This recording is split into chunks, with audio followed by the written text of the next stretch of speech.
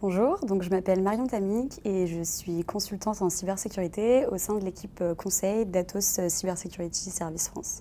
Au quotidien, j'accompagne des clients sur des questions relatives à la sécurité des systèmes d'information, sur des enjeux assez variés qui portent sur la gouvernance, la gestion des risques, l'audit ou encore la conformité. Je travaille avec des acteurs privés mais aussi des acteurs régaliens. Ce sont des missions avec des enjeux différents puisque les acteurs régaliens sont soumis à des réglementations spécifiques en raison d'enjeux touchant à la souveraineté nationale. Je travaille parfois seule et parfois en équipe avec d'autres collaborateurs Atos qui ont des profils plus techniques que le mien. Au quotidien, j'ai vraiment des missions qui sont différentes à chaque fois. C'est toujours essayer d'apprendre de nouvelles choses puisque de toute façon, la cybersécurité est par essence changeante et évolutive. C'était pas la même il y a 5 ans, ce ne sera pas la même dans 5 ans, donc il faut toujours remettre en question ce qu'on a appris et toujours se former.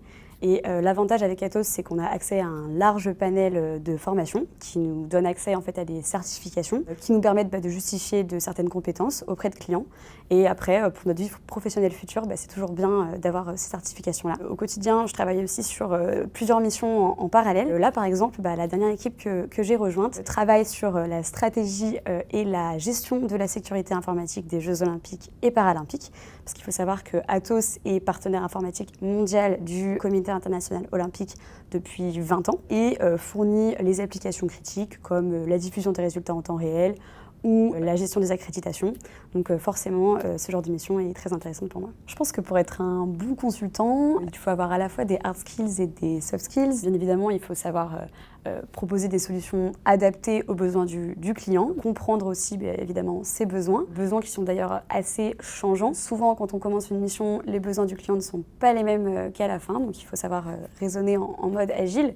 Donc ça nécessite bien évidemment aussi d'avoir un sens du contact humain, de faire aussi preuve de diplomatie. Globalement, il faut aussi être très polyvalent puisque on est amené à travailler sur des missions très diverses qui demandent des compétences assez variées.